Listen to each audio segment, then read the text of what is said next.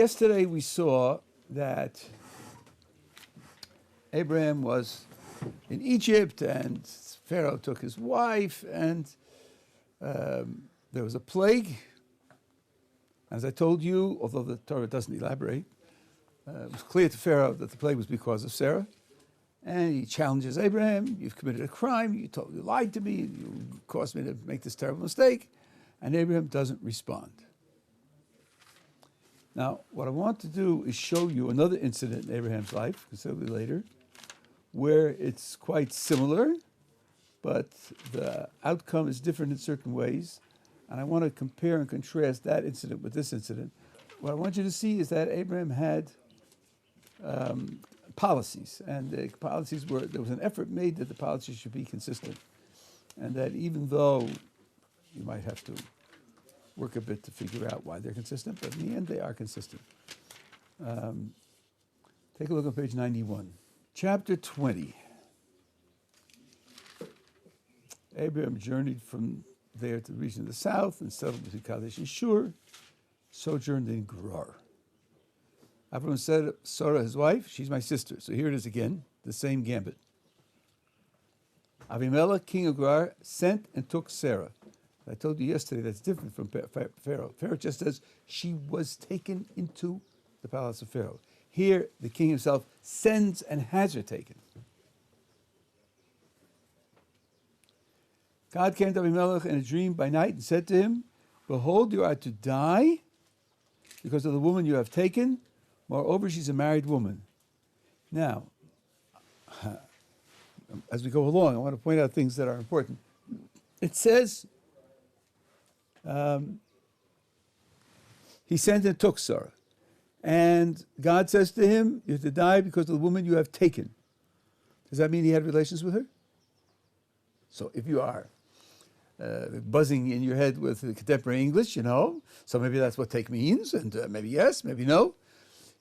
You put that question on the side, and you'll see that the text will settle this question explicitly, even if here you can't deduce on the surface what the answer is, but a little further down, the text will answer it for you. At any rate, God says to him, you're going to die. You took a married woman, you're going to die. So 4 says, now Avimelech had not approached her. Oh, so taken didn't mean he had relations with her. He didn't approach her. So taken means he took her into the palace. And yet, God says to him, he's going to die. Not because he committed adultery. He didn't commit adultery. And yet he's going to die. So Avimelech now protests. Oh, my Lord, will you slay a nation even though it is righteous? Did not he himself tell me she's my sister? And she too herself said that he's my brother? In the innocence of my heart and integrity of my hands have I done this. And I think at this point the reader has some sympathy for Avimelech. It's true, they lied to him. We might scruple at taking somebody's sister, you know, just by force. But maybe in those times, and some places in our times, that's not a matter to be upset about. But he didn't know that she was married. Notice the terminology that he uses. Righteous, innocence, integrity. This man is not a savage. This man is not a primitive, you know, hiding in caves and jumping from rock to rock and beating his chest. This is a man who has a concept of righteousness and innocence and integrity. He has his moral philosophers. He has his legal system. Right? So he's making a complaint against God in moral terms. Why are you going to punish me for something that was done in ignorance?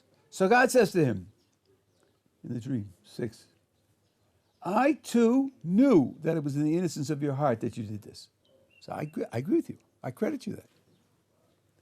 And I too prevented you from sinning against me.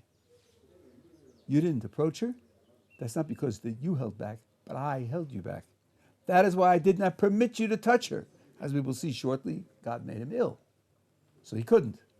So God says to him, I agree with you, you're innocent. You did it in the innocence of your heart. I didn't want you in the innocence of your heart to commit a crime, so I stopped you from committing the crime. But now, return the man's wife, for he is a prophet, and he will pray for you, and you will live. You're sick. You're in danger. Give her back, and he'll pray for you, and you'll live. If you do not return her, Be aware that you shall surely die, you and all that is yours. And I think here again, the reader has a right to be puzzled. God, you just agreed that he's innocent. And you say that because he was innocent, you didn't permit him, by making him sick, you didn't permit him to touch her. Okay, so you're crediting him. And then you say, but if you don't return her, you'll die and all that is yours is going to die? No, there'll be a neutron bomb. It's just wiped out. No pollution, just neutrons, but neutron bomb. Right? Why are you threatening him that way? The guy, after all, is innocent. He was acting without correct information. Keep that on hold, and we'll see. Okay, end of dream, wakes up in the morning. Avraham rose early the next morning.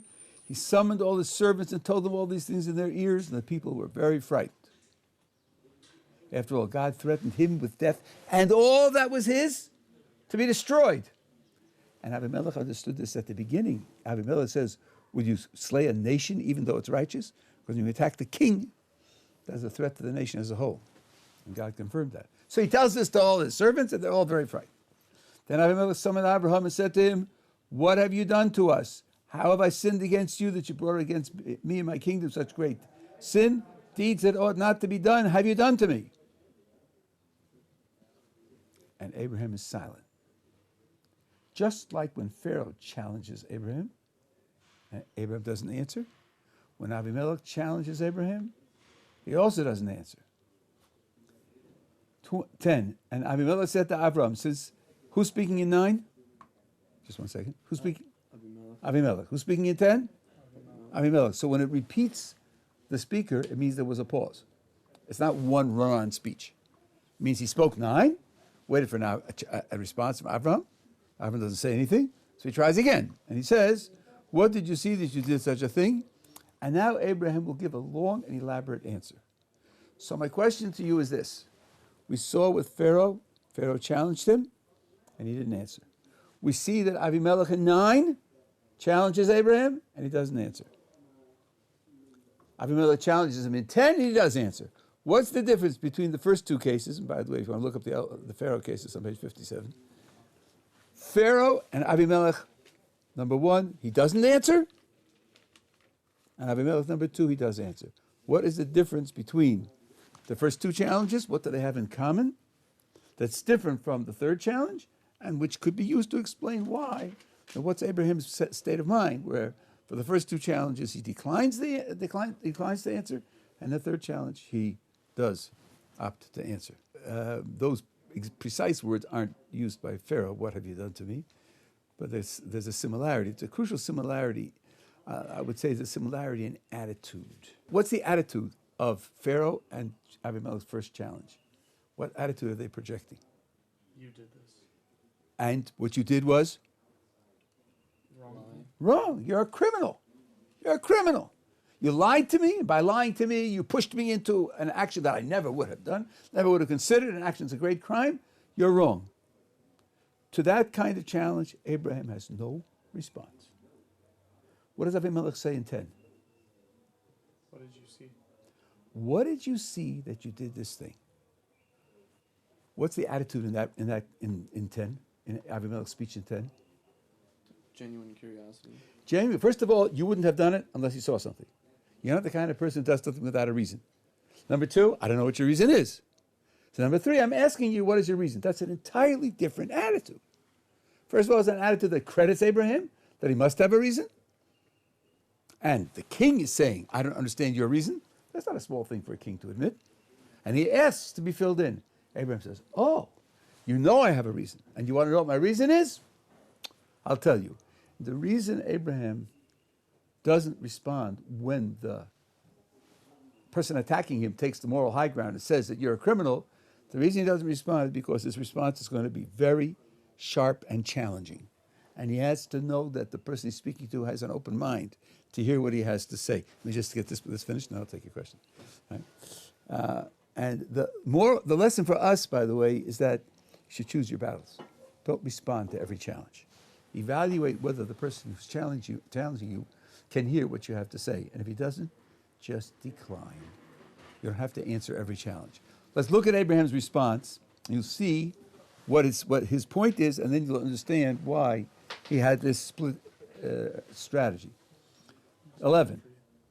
Abraham said, because I said, now, English here is worthy of Shakespeare. I'm going to translate it straight, plain English. The only thing they're missing in this place is fear of God, and they will kill me because of my wife. The only thing they're missing here is the fear of God, and they will kill me because of my wife. Now he says the only thing they're missing is fear of God, and he's crediting that They have everything else. they have everything else.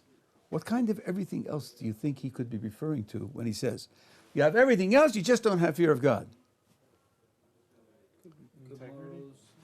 Go back to the top of the page. They have moral philosophers. They have a legal system. They know about innocence and righteousness and integrity. Yes, you have all of that. You have everything except the fear of God. And without the fear of God, your moral philosophers and your legal system will not restrain you, and you'll kill me anyway. What he's expressing here is a critique of the value of this kind of civilization, this kind of culture. You pride yourself in having this kind of sophisticated, deep, morally and legally extensive culture. I tell you that without the fear of God, it's worthless. That's a challenging statement. If the critic thinks he has the moral high ground and looks at you as a criminal, he's not going to hear that. You're a criminal talking. But Avimelech switches his ground. What did you see that you did such a thing? Abraham says, if you ask that question, you're open, you can hear me, and I'll tell you what I think. Yeah. I have a problem with a couple of things in this Yeah. translation. First one is, at the start, Abimelech's like protesting his innocence to God, and then he says to Abraham, why have you made me do this great sin? Yes. So that, I mean, is that not a bit double standards from Abimelech? Protesting innocence and then claiming that he's done something Look, very he's bad. protesting innocence on the grounds that that he didn't know. Yeah, God is threatening him with a neutron bomb. yeah, So obviously God is upset, right? God is angry, yeah. right? So whatever it is that God is angry at, you got me into it. You pushed me into it. I don't understand why he's done this so wrong. If he didn't have any relationship with her and just took her into the palace, why is that insensitive? I agree with you. I agree with you. And although some of the commentators say, so she isn't married, but you just can't pick a woman off the street. That's not civilized either. But leave that aside. I'll show you when we come out of it. I left behind the question of why God is so threatening to him. I'll show you what that means. Yeah. Last one, another question is, so Avraham says there's but no fear of God in this place, but isn't you have everything else, but surely fear of God is everything in Avraham's eyes. Yes, but he's talking to Avimelech. He's talking to Avimelech.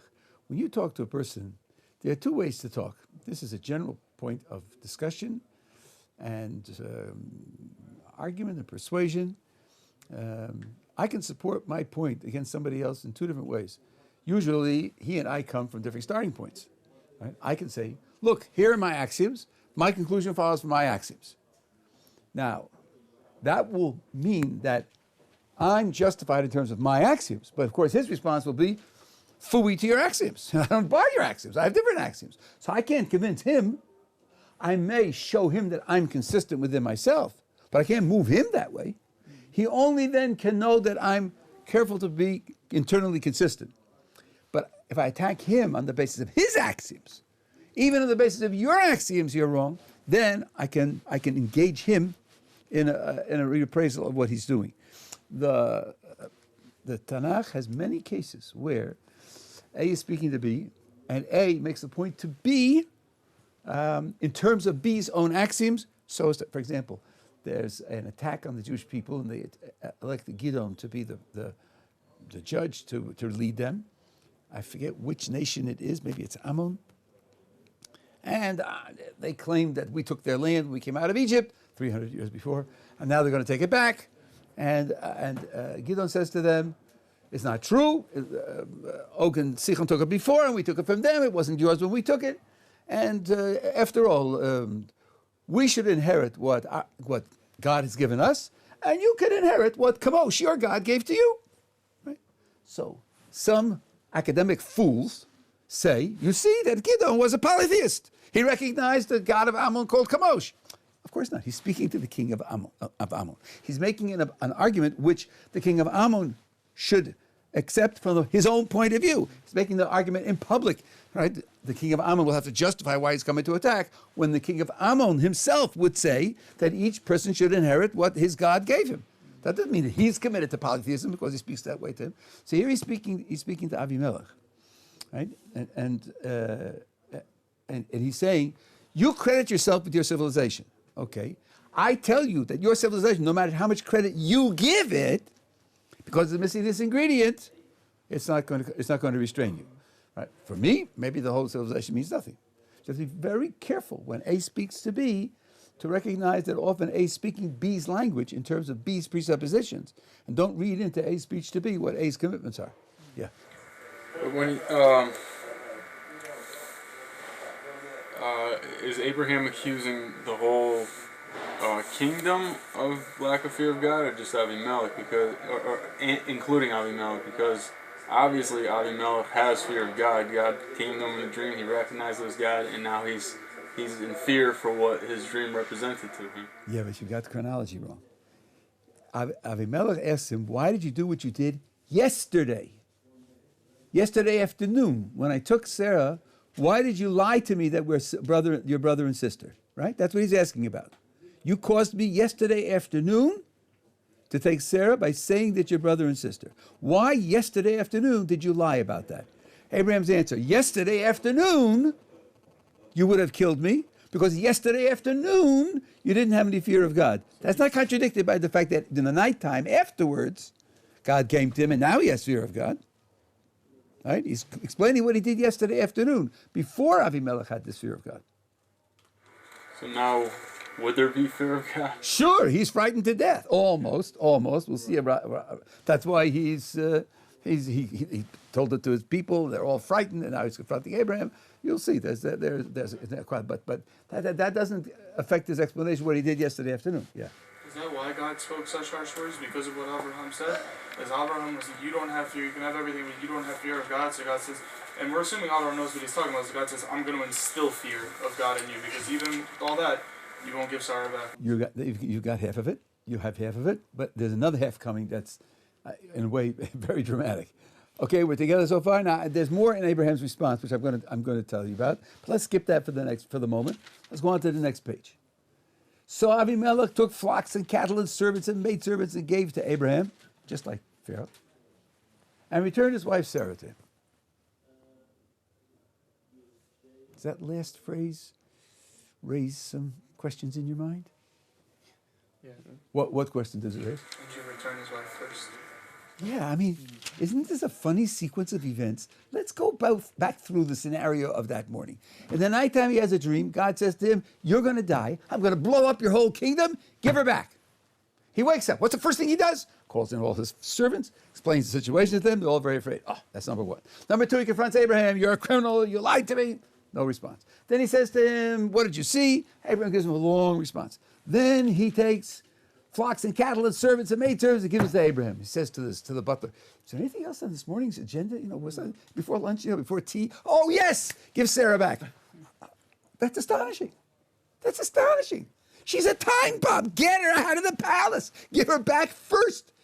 Even after God comes to him and threatens him, he's on a knife edge. He's still 50-50.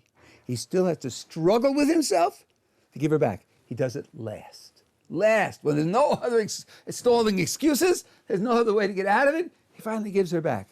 Now, that being the case, what would have happened if God hadn't threatened him? He'd have been helpless. He would not have given her back. So this verifies the other half of the verification. When Abraham says he would have killed me before the dream altogether, of course they would have killed him. And even with the dream, he has to struggle to be able to do it. That's why God threatens him. God threatens him in order to enable him to make the free decision of giving her back. And to his credit, he succeeds. But God's threat is not exaggerated, as we thought, because he acknowledges the fact that he made a mistake. Because even acknowledging he made a mistake, he would have been lost without the threat. So now both are justified. Yeah. Yeah, but in the sentence, I mean, what if you read it, and of course he returned his wife Sarah to him? Like that would imply that it's not necessarily chronologically after the flocks of cattle and servants and maidservants. Well, I wonder how if I have the freedom to take a sequence in a narrative, A, B, C, D, E, and say, yeah, but E happened before B. You need some pressure to do that. You can't. Otherwise, you have to take the narrative in the order in which it's given. And in fact, in the Hebrew language, there are two ways of writing future verbs and two ways of writing past verbs. But we're talking. You can write a past verb in the past, or you can write it in the future form and put a vav in front of it, and that switches it from future to past. They both indicate past. But there's a difference, because if you switch from future to past by using a vav, then the implication is you're talking about, you say, this happened, and then this happened, and then this happened, and then that happened. And here it's all future tense with a vav that switches it. So, and they're all the verbs are the same. So this is A happened, and B happened, and then B happened, and then C happened, and then D happened, and E happened. To say that E happened before B, it would be very extravagant. Okay, so this is further verification for what he said. Yeah. In the story with Paro, he gave him all the stuff, the sheep and the cattle, to be nice to him, to get his sister. Right. But here, Avimelech only gave him the stuff after the fact. Right. You'll see. In that respect, there's a gigantic difference. He invites him to stay in his land. Pharaoh kicked him out. I don't want you here. I don't want your people here. Get out. Wouldn't Pharaoh take back the stuff that he gave him on the? He's afraid. He's afraid for his life. He had terrible plagues on the basis of this man. He's not going to fool around with this man. He's not going to poke him again. He can't do that. Right? He's afraid. Okay. Now let's go back and see the rest of Abraham's response. It's really quite interesting. On 93, verse 12. So first thing he says is, "I lied to you. I lied to you because I did so to save my life." I don't know if you're aware of this, or this may be obvious to you, but there is no absolute rule that you must not tell lies. The only major philosopher who said there was such a rule was Kant, and he was dead wrong. No one agrees with him. What? If it's a question of life and death, I can't tell a lie, I have to die. Suppose I can save your life by telling a lie. I said, no, I tell the truth, and you die. Will you be happy? I mean, will you or your heirs be happy with that? I don't think so. Saving a life through telling a lie is, of course, required in morality. So now, that's 11. I lied to you because otherwise I would have died. 12. Moreover, she is indeed my sister. It's actually true that she's my sister, my father's daughter, though not my mother's daughter. And she became my wife. Okay. Let's take a look at the genealogy. Look at page 77. At the top, you have Terach. Terach has 3 children, one of whom is Abraham. Haran, Abraham's brother, has a daughter named Sarah. So how are Avraham and Sarah related? Cousins. No. Uncle and niece. Uncle and niece. Is Avraham's brother's daughter. So she's his niece. Okay, now let's see. She is Terach's granddaughter. Now in the Hebrew language, the word for daughter, bas, can also mean granddaughter, great-granddaughter, any number of generations you like. Same with Ben. Ben can mean son, grandson, great-grandson, any number you like. We're called B'nai Yisrael. Yisrael is the name of Jacob, and we are many generations removed from Jacob, but we're called B'nai Yisrael. So, here's how it goes. Really, she's Terach's granddaughter. But you could say granddaughter by saying Bas. If you said Bas, it would sound like that she's Terach's daughter, and Abraham is Terach's son. So you could say they're brother and sister. You could, if you want to stretch that way, you know, with an elbow in the ribs a little bit, you could put it that way. Okay, terrific. What is the point of Abraham telling this to Avimelech? Why is he telling him this? What, Avimelech should have hired a Hebrew philologist and quizzed him as to the way in which the formula relations are expressed in Hebrew and whether you can expand generations of them to figure it out. Well, maybe sister and brother really means, uncle and niece, and maybe they're married. Was Avimelech supposed to guess at this? Of course not. He's not now justifying why he lied to Avimelech. He's making an entirely different point. The point that he's making is an expression of a Jewish value. I don't know if any other culture in the world has such a value, but it is a Jewish value, that truth has two dimensions. One is, when you speak, don't mislead other people. Don't speak in such a way as to cause them to have false ideas. What's called in Hebrew, gneva stas, where you steal the person's understanding. That's a universal moral rule. Everybody agrees to that. The other is speak true words. Speak true words. That's not the same thing. You might even have a case where they conflict, where you couldn't do both. Let's imagine that somebody believes that I exaggerate. He asks me, what's the situation? I go through the following reasoning. Since he thinks that I exaggerate, if I tell him the truth about the situation, he's going to discount it by 50% because he thinks I exaggerate, and therefore he's going to get a false idea. How can I speak in such a way as to get him to believe the truth? Only by doubling the situation. I can't speak true words and also get him to understand the truth. It's not possible. So these are two different values. The Torah values both.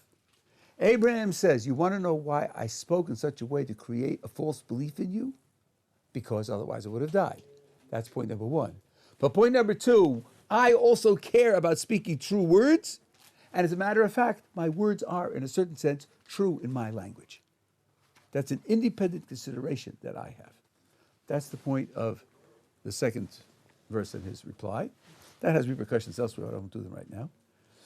And 13, he now explains his overall policy. And so it was, when God caused me to wander from my father's house, I said to her, let this be your kindness that you shall do for me. To whatever place we come, say of me, he is my brother. So this has been a long-standing policy. And they've been traveling for decades. And only twice did it lead to inappropriate action on the part of the authorities. And in both cases, God saved him. One could have thought, if it happened, if the Pharaoh took her in Egypt and Avimelech takes her here, is this a wise policy or is it a foolish policy? What is he accomplishing by it? Answer, this has happened 40 times. And 38 times it was fine. And twice it backfired. And so God saved me twice. So that was, he's explaining that was a general policy. Okay, we together? Okay. Now the other thing that I pointed out yesterday is that when God tells, when Pharaoh offers him wealth, he takes it. Not always does Abraham do that. If you take a look on page 65. Now here the situation is this. Abraham has a nephew named Lot. And because of pressure of mutual wealth and competition for fields and so forth and so on, they decide to part company. And Lot takes up a residence in a city called Sodom. There's an international war. 4 kings against 5 kings. One of the 5 kings is the king of Sodom. The 4 kings win the war. It's a military sweep of the whole area, and they win the war, and they take everything from those that they conquer, including Sodom. It means they capture the king, they capture the people, and they take the wealth, everything. Abraham, because they've taken his nephew Lot captive, Abraham mounts a military campaign against the 4 kings, he and his Canaanite confederates, and they defeat the 4 kings in one night's battle. Okay, now, according to the rules of warfare, it's winner take all. The 4 kings conquered Sodom and the others. Abraham conquered the 4 kings, so everything belongs to Abraham. Now the king of Sodom comes to Abraham and says to him, verse 21, king of Sodom said to Avraham, give me the people and take the possessions for yourself. Listen, Abraham, I understand that you won the war. If you won the war, everything belongs to you, but I'm a king. I'm not a shoemaker. I'm not a shepherd. I can't cook delicious meals. I'm a king.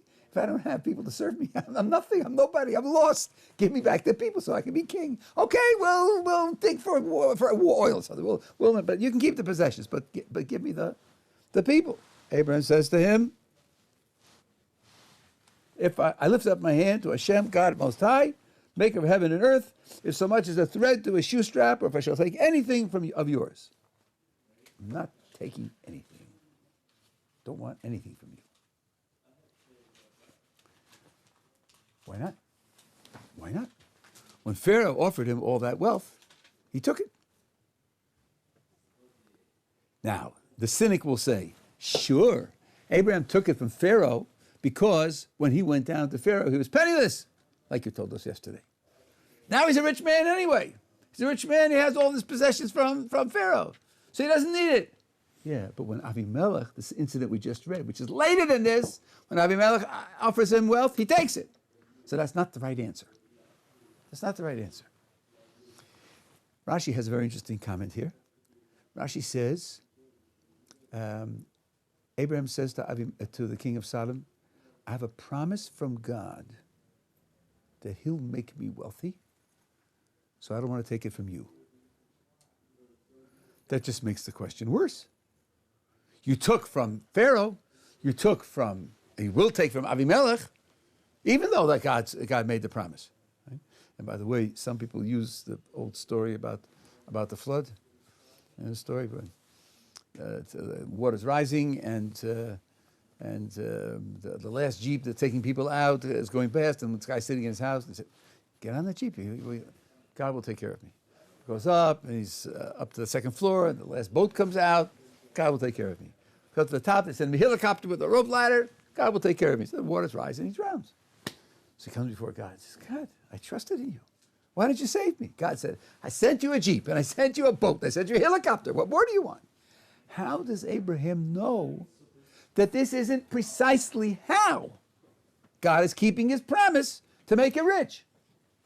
So the Maharal, explaining this Rashi, says something that would be worthy of thinking about, meditating on, and discussing. Maharal says Abraham knew that God would not keep his promise through war. Not through war. In the case of Pharaoh and Avimelech, they gave it voluntarily. Here, through war, God wouldn't keep his promise through war. I don't know the background to the Maharal's remark. I don't know why, what the full justification for it is, but it's interesting to know that. But there's another explanation. Let me just finish the explanation. I'll take it quick. There's another explanation, which I saw in a sefer called Divrei Bina by the Biala Rav. I believe I saw it there because later I looked for it and I couldn't find it, but that's the image that's in my mind. That's where I found it. He says, when a person's actions have an effect on himself, on society, and even on his physical environment. If a person acts well, if he leads a spiritual life, it elevates the things in his environment. If he acts badly, if he leads a degraded life, it pollutes. There's such a thing as spiritual pollution. And it can get to the point where the spiritual pollution is so great that it's impossible to make positive use of those items. In Jewish law, we have such a case. If a Jew worships an idol, not for a non-Jew, interestingly, but if a Jew worships an idol, there's no way back. It has to be destroyed. There's nothing you can do to rehabilitate it. The offerings that are placed in front of an idol for the sake of sacrificing to the idol, there's no way back. They just have to be destroyed. So we know there's such a concept, even in Jewish law, let alone Jewish philosophy and spiritual concerns. So now the difference is this. Abraham said, Egypt is no moral and spiritual paradise, but their degradation has not sunk to the level where their wealth is impossible to rehabilitate, to elevate, to use. That's why I accepted it. The same is true with Avimelech later. Whatever their weaknesses are, it has not sunk to the point where the environment has become so polluted that it can't be used. But in the case of Sodom, Abraham could see that they had sunk to such a level, and therefore he couldn't take what they offered him because there was no way that he could use it.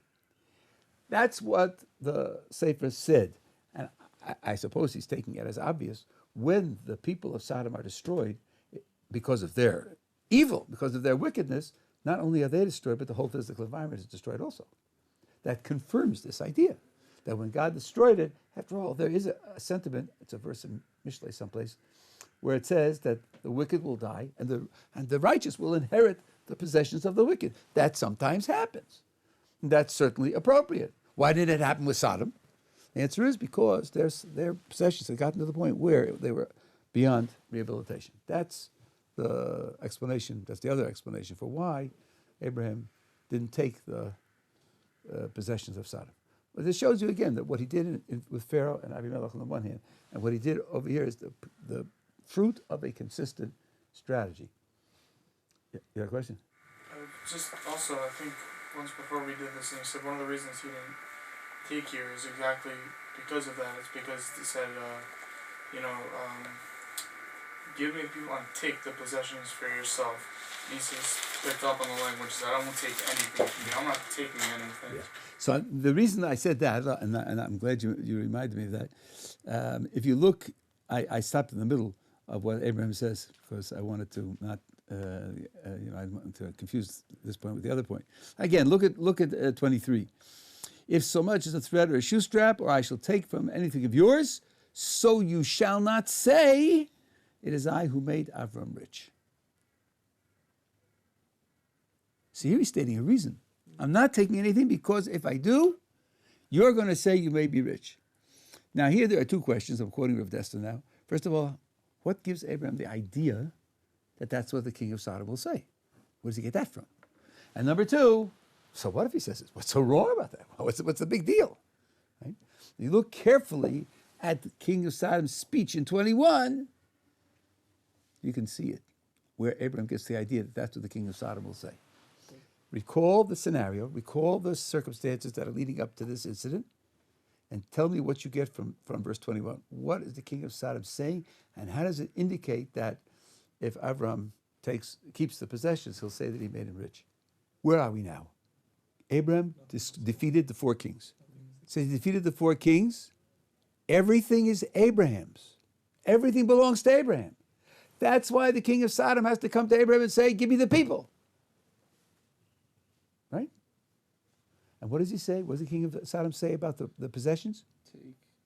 Take? Take the possessions? Excuse me, he already has them. He has everything. That's why you have to come to him and ask for the people. What do you mean, take? Take means it's mine. It's really mine. It's all mine. Everything belongs to me. And if you hold on to it, you're taking it. Oh, yeah? So if say that I'm taking it, then you're going to say you made me rich. If you're going to describe me as taking it, then you're describing it as if you're making me rich. Quite right. So that's how Abraham got it. This, Rav Desta points out, I wouldn't have thought of this in 1,000 years. I was reading Rav Desta's essays, and I thought, wow, that's how to read a verse. That's how to read. That's something you're not taught in university. And why does Abraham care about that? Says Rav Dessler, Avram cares about the king of Sodom's spirituality.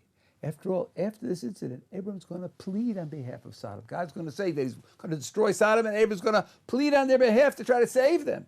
The fact that someone's wicked, corrupt, evil, to whatever extent, doesn't mean that Abraham gives up on him. Abraham doesn't give up on anybody, even when he should. Doesn't give up on anybody. So he says to him, I don't want you. I don't want to reinforce this false picture of yours that everything really belongs to you. I can't allow myself to reinforce it, and therefore I don't want to take anything. That's another reason why he doesn't take it. Okay? Okay, 5 o'clock.